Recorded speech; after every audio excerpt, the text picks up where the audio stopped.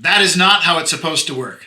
Pointy end up, flamey end down. I'm going to need your help to figure out why. I'm Rocket Randall, and in today's video, we're going to look at the Starhopper model rocket.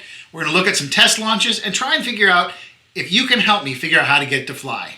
If you remember the excitement of watching Starhopper and the endless when-hop memes, you'll know it was essentially a glorified propellant tank. But what made it fly was a thrust vectoring engine that allowed it to remain stable and stay on course. To honor Starhopper that still sits proudly at Starbase, I've been designing this 1/100 scale model of the Starhopper. The design looks incredible and the coloring is great. I used the same painting technique as the Starship model that we also have. But I can't use the thrust vectoring control of the real Starhopper. I have to use a different type of stabilization. But as you've seen, it doesn't fly right. Let's analyze what's going on.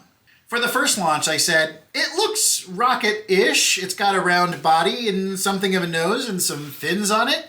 Let's just throw an engine in it and see how it flies. So I put an A83, I didn't want too much power, launched it, and it spun end over end and crashed spectacularly. Clearly, it's not balanced. So my next idea was to print out some fins that fit nicely underneath the legs and see if that had some stabilization. I put a B63 in it this time, trying to see if I could give it a little more power. And while it was a little more stable, it still spun crazily out of control.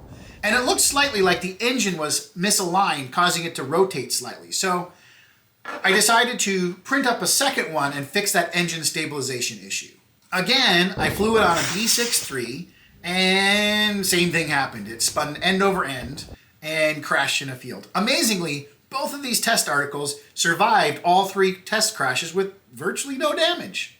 So I'm pretty sure this is possible. There are other short rockets out there like Bullet Bobby and Stubby, so I know it's possible. I just don't know what else to try. So if you have any suggestions for me, maybe adding some weight to the nose, maybe some bigger fins, maybe something I haven't even thought of, please add them in the comments below. I'm going to try them out, see if we can get this thing flying stable. If I can, I'll put it up for sale on my store. And be sure to subscribe so you can get the updates on how this progresses and find out when it's ready to fly. Keep your eyes on the sky with Max Q Rockets.